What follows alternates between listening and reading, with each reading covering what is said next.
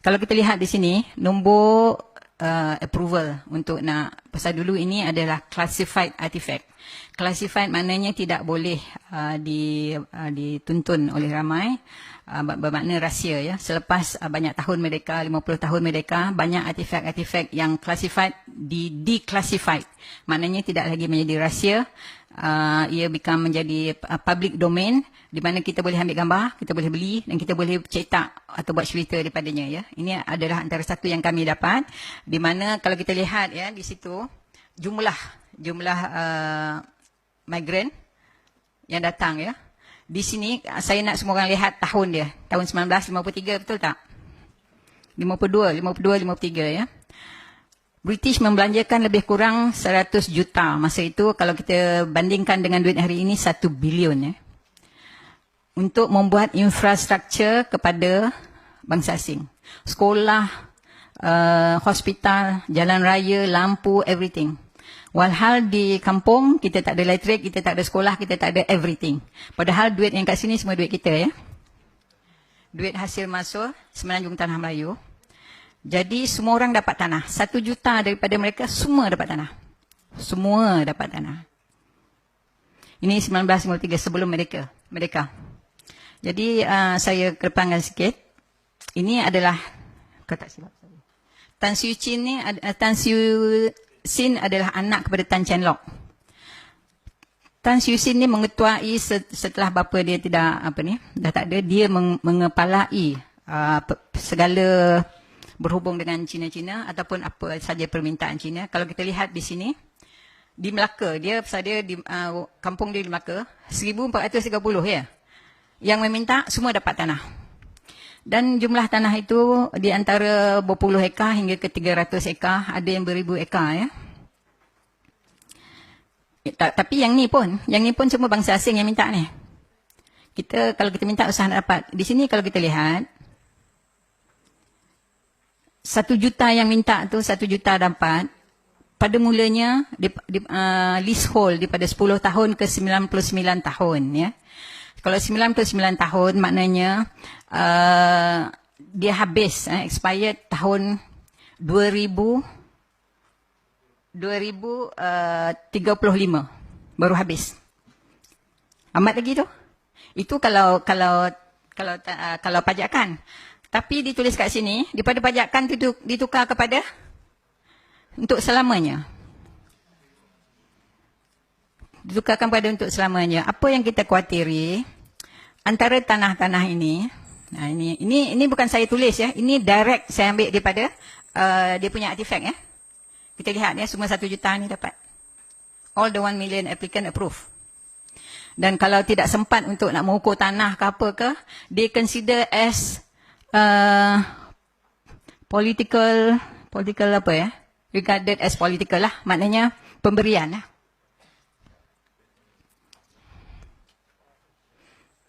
Datuk ada hal. Jadi kalau kita lihat kat sini ya, kita banyak kerugian tanah ya. Pada zaman ini, orang Melayu tak ada tanah. Orang dia dah ada tanah. You just imagine, hari itu masa kita orang buat seminar di Putrajaya, diresmikan oleh Sultan Nazrin, Sultan Perak ya. Dan simposium itu mengenai tanah rizab Melayu. Terpanjat tengok, terpanjat dengar ya. Dan saya ada juga membuat kajian ke atas tanah rizab Melayu. Kini kalau kita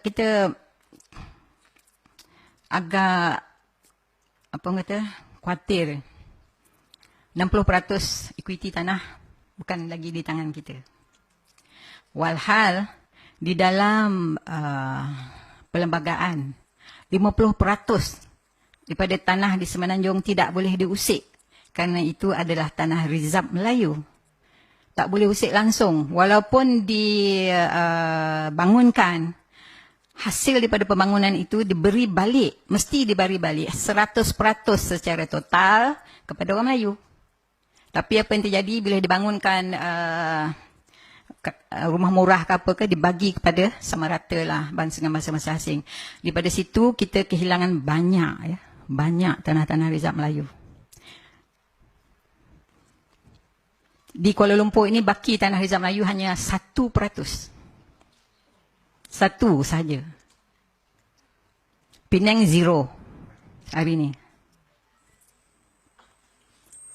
Di lain-lain negeri, kerajaan negeri cuba tambah-tambah sikit. Tapi apa lagi yang saya amat khawatir, yang saya bangkit-bangkitkan, selalu saya buat bising, di dalam semua ceramah saya adalah kerana tanah yang diganti itu bukanlah tanah setaraf. Ya?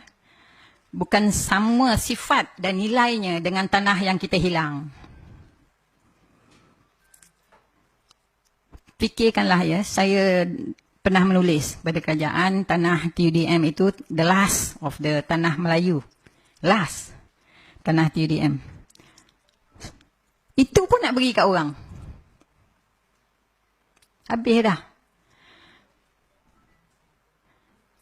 Di dalam tanah Rizal Melayu, kita telah, bukan kita, orang dahulu, moyang kita, tulis 4,800 hektar, bukan ekar, hektar. Tanah di Gombak itu adalah tanah Rizal Melayu.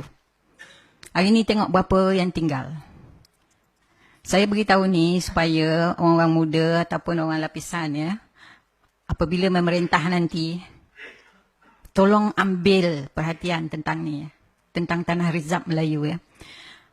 Macam mana cara kita nak ambil balik ya. Kalau kita jumlahkan anggaran semua negeri tanah Rizal Melayu hari ini, yang paling baik adalah Kelantan ya. Kelantan dan Terengganu tidak diusik. Tanah Rizal Melayu malah ditambah sikit, ditambah lagi. Tapi di negeri-negeri lain ada yang tinggal 9%, ada yang tinggal 10, ada yang tinggal 12, ada yang tinggal 30. Ya, amat menyedihkan.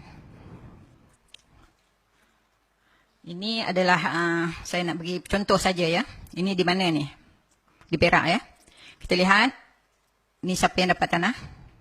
Ini bangsa apa, ini bangsa apa. Ini kegunaan tanah. Kegunaan tanah ya. Yang ni sama juga. Yang ni bangsa apa? Cuba lihat. Ini bangsa Melayu dan bangsa India. Sama juga, sepatutnya ada 3 gambar. Semua keadaan serupa ya. Ni Melayu tak ada langsung. Tapi yang saya sedih ya. Tanah yang diberi kepada Melayu hanya dibenarkan menanam padi. Dan tanah-tanah ini hanya di kampung. Tapi tanah-tanah yang lain yang diberikan kepada bangsa asing adalah di dalam pekan, adalah tanah-tanah yang prominent, tanah yang berprestige, yang tinggi nilainya, yang boleh dibuat pelombongan timah dan emas dan juga besi. Dan juga tanam ladang getah. Tapi kita tidak dibenarkan. Tanah yang diberikan kepada orang Melayu tidak dibenarkan mendatangkan hasil. Ya. Tidak diboleh buat komersial. Ini adalah 4 orang bangsa asing. Ya. Salah seorang ni bukan orang sini pun. Ya. Ini jumlah tanah dia pada tahun 1926. Melebihi semua rakyat di Kelantan dan Terengganu. Jumlah tanah dia. Sedih tak?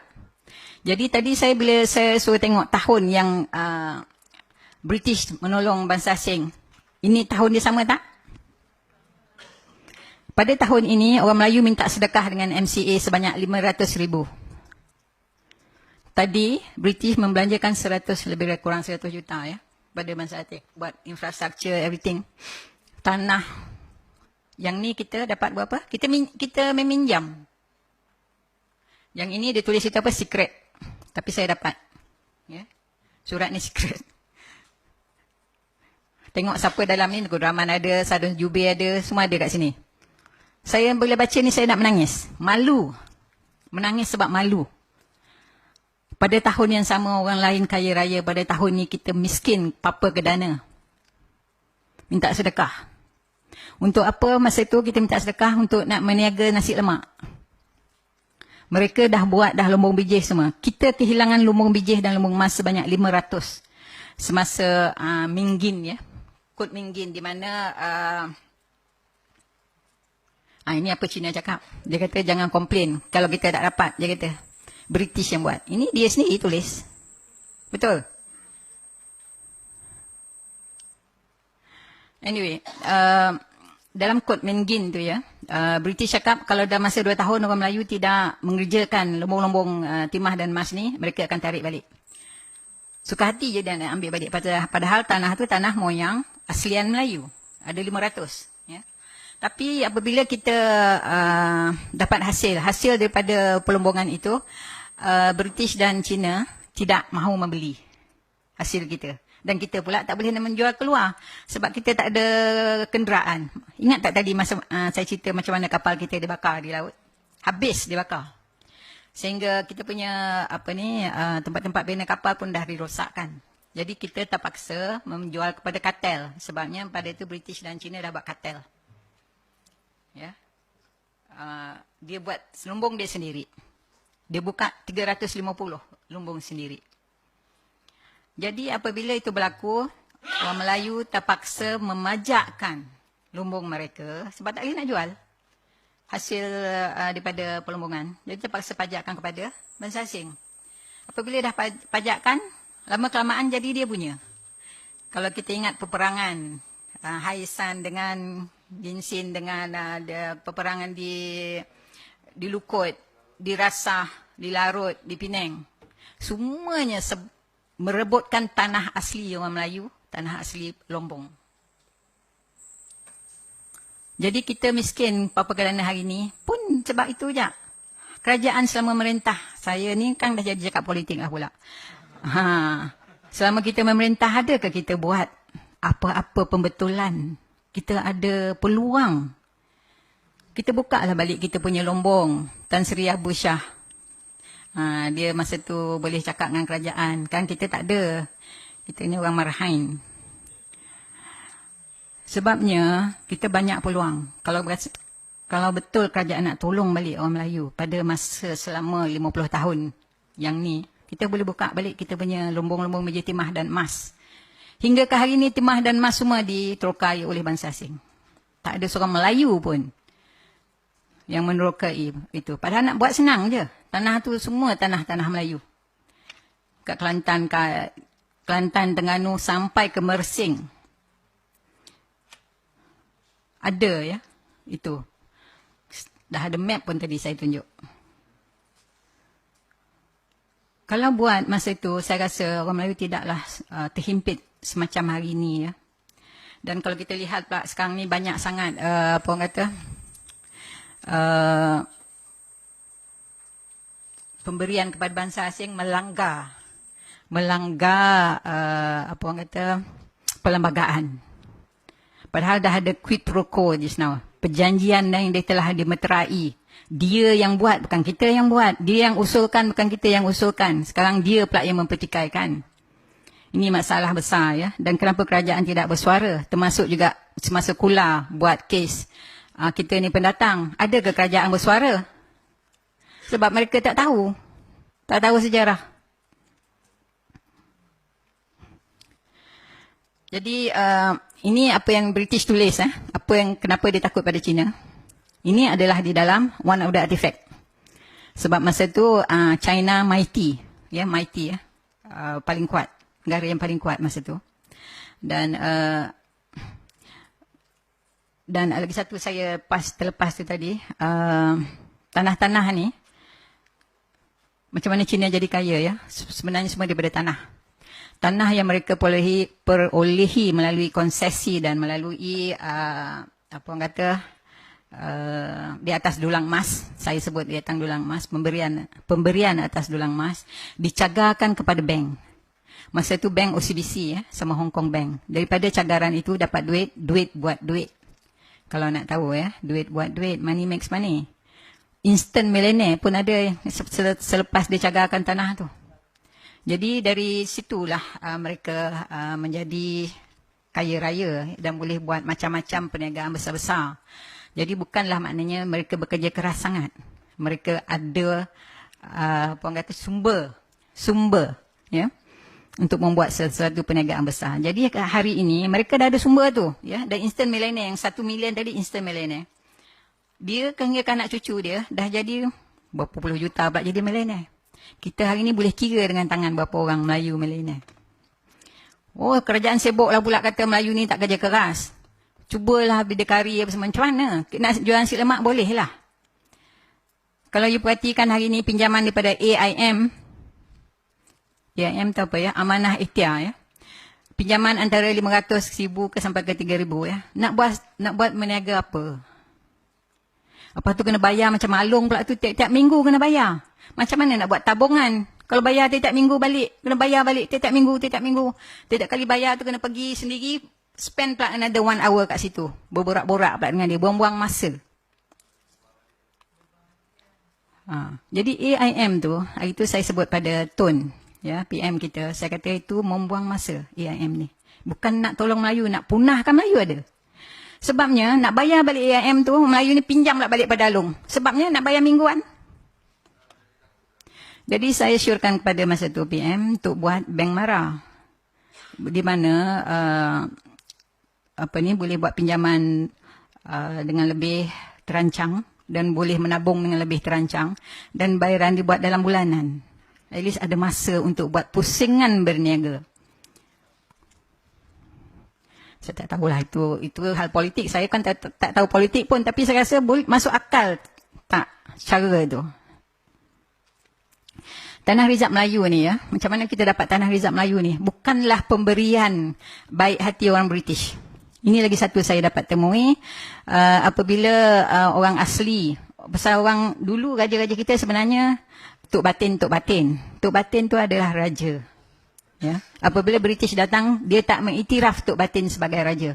Dulu Tok Batin, apabila keluarga Melayu, antara anaknya bila berkahwin, diberi tanah, sebidang tanah untuk buat tanam sawah padi ke apa ya. Dipacaknya empat kayu situ, ini tanah awak. Tanah engkau, 2 ekar ke 3 ekar ke, buat apa-apa. Apabila British datang, British tidak mengiktiraf orang asli sebagai Tok Batin sebagai raja. Sebenarnya raja-raja ni ditubuhkan oleh British. Ya, itu saya sampai ke situ. Tapi apabila itu terjadi, berlakulah peperangan antara kalau ingat peperangan Naning ya, antara Dol Said ya, suku Samelenggang. Dol Said. Dia mempertahankan hak dia sebab British nak ambil tanah tu sebab ada timah dan emas dan apa semua kawasan tu.